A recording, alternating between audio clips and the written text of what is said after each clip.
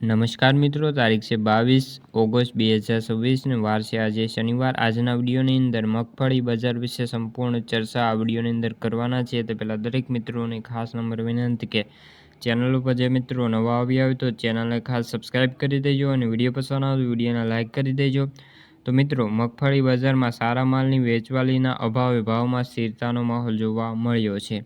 સરકારી એજન્સી મગફળીના ભાવમાં ઘટાડતી નથી અને તેના પાસે પડેલી મગફળી હવે બહુ ઓછી સારા માલની ક્વોલિટી છે।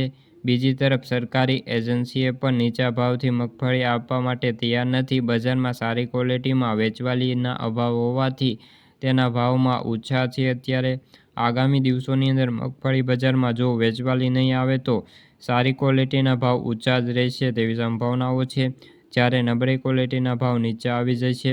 ગુજરાતમાં મગફળીના પાક હવે વરસાદ પણ તાતીની જરૂર છે, ખાસ કરીને ઓગસ્ટના અત્યારે 20 દિવસ પૂરા થઈ ગયા છે અને મગફળી હવે એક પાણીની જે તાત્કાલિક જરૂર પડતી હોય છે, જેને પિયતની સુવિધા છે તે ખેડૂતો પિયત આપવા લાગ્યા છે।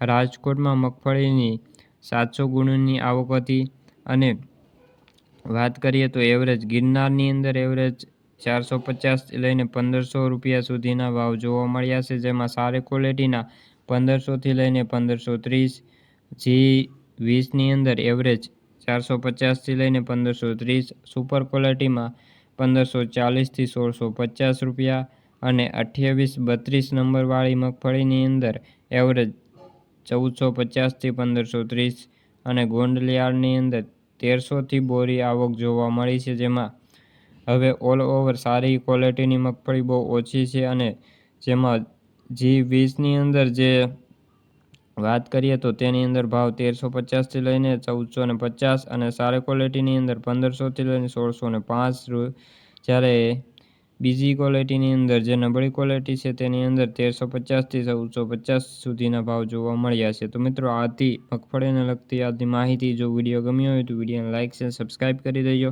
ફરી મળીશું આ નવો વિડીયો સાથે, ત્યાં સુધી બધા મિત્રોને જય જવાન જય કિસાન।